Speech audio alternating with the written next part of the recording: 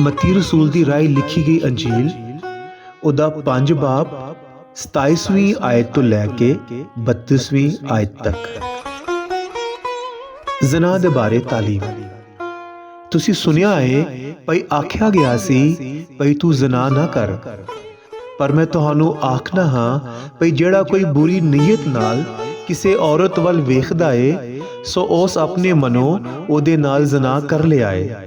ਜੇ ਤੇਰੀ ਸੱਜੀ ਅੱਖ ਤੈਨੂੰ ਠੋਕਰ ਖਵਾਏ ਤਾਂ ਉਹਨੂੰ ਕੱਢ ਕੇ ਪਰਾਂ ਸੁੱਟ ਦੇ, ਕਿਉਂ ਜੋ ਤੇਰੇ ਲਈ ਇਹੋ ਚੰਗਾ ਏ ਭਈ ਤੇਰੇ ਅੰਗਾਂ ਵਿੱਚੋਂ ਇੱਕ ਦਾ ਨਾਸ ਹੋਏ ਤੇ ਤੇਰਾ ਸਾਰਾ ਬਦਨ ਜਹੰਨਮ ਵਿੱਚ ਸੁੱਟਿਆ ਨਾ ਜਾਵੇ। ਤੇ ਜੇ ਤੇਰਾ ਸੱਜਾ ਹੱਥ ਤੈਨੂੰ ਠੋਕਰ ਖਵਾਏ ਤਾਂ ਉਹਨੂੰ ਵੱਢ ਕੇ ਪਰਾਂ ਸੁੱਟ ਦੇ, ਕਿਉਂ ਜੋ ਤੇਰੇ ਲਈ ਇਹੋ ਚੰਗਾ ਏ ਭਈ ਤੇਰੇ ਅੰਗਾਂ ਵਿੱਚੋਂ ਇੱਕ ਦਾ ਨਾਸ ਹੋਏ ਤੇ ਤੇਰਾ ਸਾਰਾ ਬਦਨ ਜਹੰਨਮ ਵਿੱਚ ਨਾ ਜਾਵੇ। ਤਲਾਕ ਦੇ ਬਾਰੇ ਤਾਲੀਮ।